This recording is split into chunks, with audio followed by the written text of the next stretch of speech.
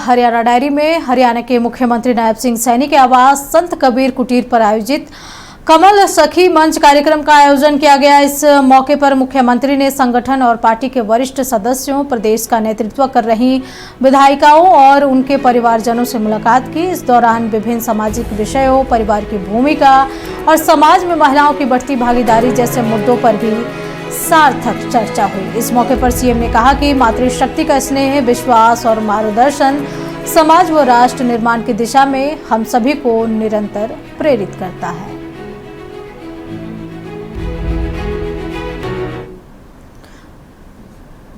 मुख्यमंत्री नायब सिंह सैनी के आवास पर पंजाब एवं हरियाणा उच्च न्यायालय अधिवक्ता सम्मेलन का आयोजन हुआ, जिसमें मुख्यमंत्री ने भी उत्साहपूर्वक हिस्सा लिया। संत कबीर कुटीर में अधिवक्ताओं के साथ यह संवाद अत्यंत सकारात्मक और उपयोगी रहा। इस मौके पर सीएम नायब सिंह सैनी ने वकीलों को संबोधित करते हुए कहा कि वकालत केवल आजीविका का माध्यम नहीं, बल्कि न्याय, मानवता और जनसेवा का दायित्व है। युवा वकील अपनी ऊर्जा, ज्ञान और उत्साह को समाज हित में समर्पित करें और अपने पेशे को केवल व्यक्तिगत सफलता तक सीमित न रखकर राष्ट्र सेवा का माध्यम बनाएं।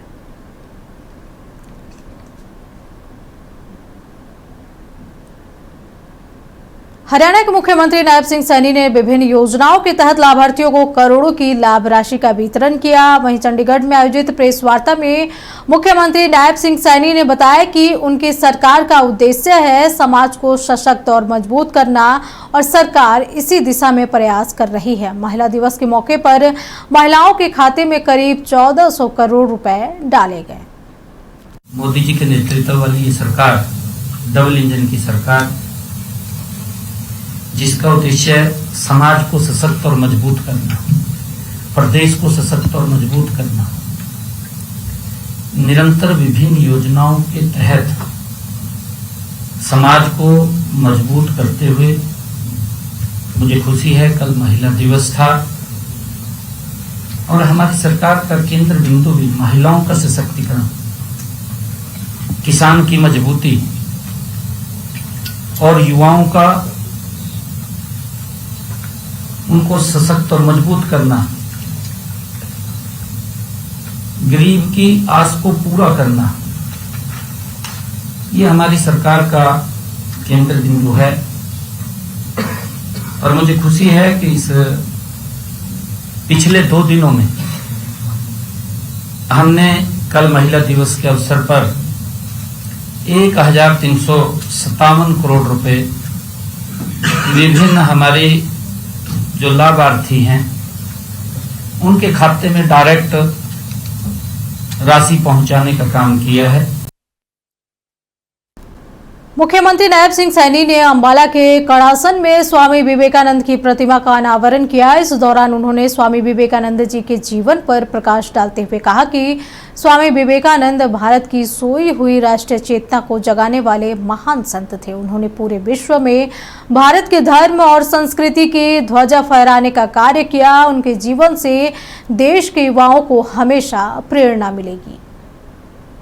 जब कोई बच्चा, जब कोई युवा यहां आएगा तो उसके मन में यह प्रश्न जरूर उठेगा कि स्वामी विवेकानंद जी कौन थे, वो कौन महान व्यक्तित्व था, और तब उसे उसके जीवन और विचारों से परिचित होने का अवसर भी मिलेगा।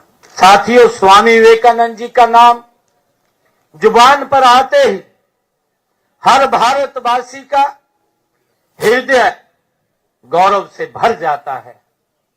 साथियों, उस महान देशभक्त के प्रति मस्तक श्रद्धा से स्वयं झुक जाता है, जिन्होंने अपनी वाणी और कार्यों से देश और विदेश में लाखों लोगों को प्रेरित करने का काम स्वामी विवेकानंद जी ने किया है।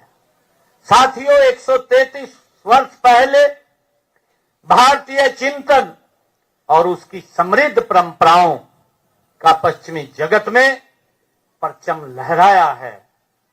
साथियों, हम सब जानते हैं कि स्वामी विवेकानंद जी ने 1893 में अमेरिका के शिकागो में विश्व धर्म सम्मेलन में, जहां धर्म संसद चल रही थी, और उस धर्म संसद में उसमें स्वामी विवेकानंद जी भारत के प्रतिनिधि के रूप में वो पहुंचे थे। हरियाणा के मुख्यमंत्री नायब सिंह सैनी पश्चिम बंगाल की राजधानी कोलकाता में राज्य की सत्तारूढ़ सरकार पर तीखा हमला बोला। उन्होंने आरोप लगाया है कि पश्चिम बंगाल में लोकतंत्र कमजोर हो रहा है और राज्य सरकार संवैधानिक संस्थाओं का सम्मान नहीं कर रही है। उन्होंने दावा किया है कि आने वाले समय में बंगाल में बीजेपी की सरकार बनेगी। लोकतंत्र नाम की चीज तो रही नहीं है। किस प्रकार से लोकतंत्र को कुचल करके, संविधान को कुचल करके, संवैधानिक पीठ का जिस प्रकार से ममता बनर्जी अपमानित कर रही हैं, दुर्भाग्यपूर्ण है।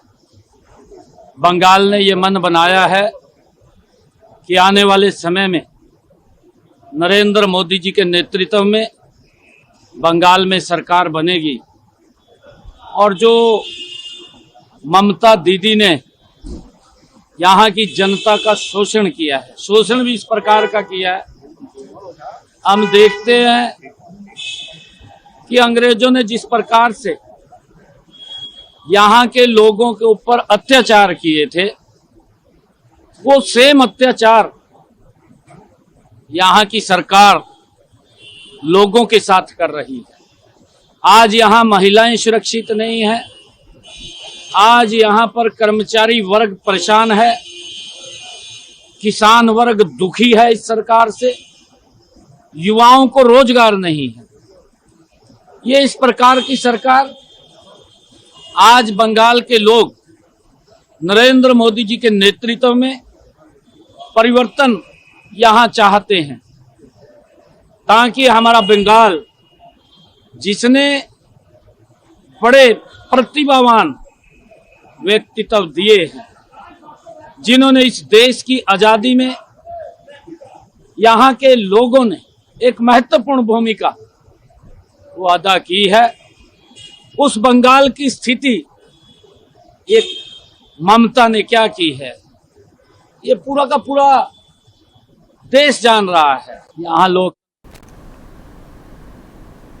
मुख्यमंत्री नायब सिंह सैनी ने संघ लोक सेवा आयोग की सिविल सेवा परीक्षा में चयनित सभी युवाओं को बधाई दी। उन्होंने कहा कि इन सफल प्रतिभागियों के मेहनत, एकाग्रता और दृढ़ निश्चय का परिणाम हम सभी के बीच है। उन्होंने सफल प्रतिभागियों से देश और राज्य के विकास में महती भूमिका निभाने की अपील की। जी, मैं पूरे सदन की ओर से, अपनी ओर से तथा हरियाणा के 3.25 करोड़ लोगों की तरफ से, प्रदेशवासियों की तरफ से इन सभी प्रतिभावान युवाओं को हृदय से मैं बधाई देता हूं, शुभकामनाएं देता हूं। इन्होंने अपने कठिन परिश्रम और धैर्य, समर्पण के बल के ऊपर जो इस अत्यंत कठिन परीक्षा में सफलता प्राप्त की है, यह सफलता उनके माता पिता, उनके परिवार और उनके जो शिक्षक हैं, उनके शिक्षकों और पूरे समाज के लिए, ये हम सब के लिए बड़े गर्व की बात है। अध्यक्ष महोदय, विशेष रूप से मैं ये भी कहना चाहूँगा कि मुझे जानकर अत्यंत हर्ष भी हो रहा है कि जब आज ये संघ लोक सेवा आयोग का अंतिम परिणाम आया है, तो उसमें हमारे हरियाणा के एक प्रतिभाशाली युवा ने, एकांश ने ऑल इंडिया में 3रा स्थान प्राप्त किया है। मैं उनको भी बहुत बहुत बधाई और शुभकामनाएं देता हूं। माननीय अध्यक्ष जी, हमारे लिए ये गर्व की बात है कि हरियाणा के युवा केवल खेल के मैदान में नहीं, बल्कि शिक्षा और प्रशासन और राष्ट्र निर्माण में भी वो अपना परचम लहरा रहे हैं। ये हमारे लिए बड़े गर्व की बात है। मैं इस अवसर पर सफल हुए सभी अभ्यर्थियों को मैं बहुत बहुत बधाई और शुभकामनाएं देता हूं। उनके माता पिता को मैं बहुत बहुत बधाई और शुभकामनाएं देता हूं, जो आज इस परीक्षा के अंदर जिन्होंने उत्तीर्ण हुए हैं। सभी को मैं बहुत बहुत इस महान सदन की तरफ से बधाई देता हूं। मुख्यमंत्री नायब सिंह सैनी ने हरियाणा के पंचकुला में वसंत उत्सव का शुभारंभ किया। 3 दिवसीय इस उत्सव में एशिया का सबसे बड़ा कैक्टस गार्डन लोगों के लिए खोल दिया गया। इस मौके पर मुख्यमंत्री ने उत्सव में मौजूद सभी लोगों से पर्यावरण सुरक्षा का संकल्प लेने का आह्वान किया। साथ ही कहा कि प्रदूषण जैसी समस्याओं का समाधान केवल प्रकृति के संरक्षण में ही निहित है। मैं इस 38वें बसंत उत्सव के शुभारंभ के अवसर पर मैं अपने आप को यहाँ पंचकुला में आकर के गौरव की अनुभूति कर रहा हूँ। मेरे लिए बहुत ही आज खुशी का दिन है कि मेरे सामने जो दृश्य है उसे शब्दों में व्यक्त नहीं किया जा सकता। चारों ओर प्रकृति की अनुपम छटा बिखरी हुई है। हल्की हल्की ठंडी हवा है। हरियाली से भरे हुए वृक्ष हैं और खिले हुए रंग बिरंगे फूल हैं। इन सब को देख करके लगता है कि मानो पूरी प्रकृति स्वयं इस उत्सव में शामिल होकर के आज मुस्कुरा रही है। इस वसंत उत्सव की मैं खुशबू ये हर दिल में जब बसंत उत्सव आता है तो एक नई ऊर्जा का ये संचार होता है। मैं आप सबको बसंत उत्सव की ढेर सारी बधाई और शुभकामनाएं देता हूं।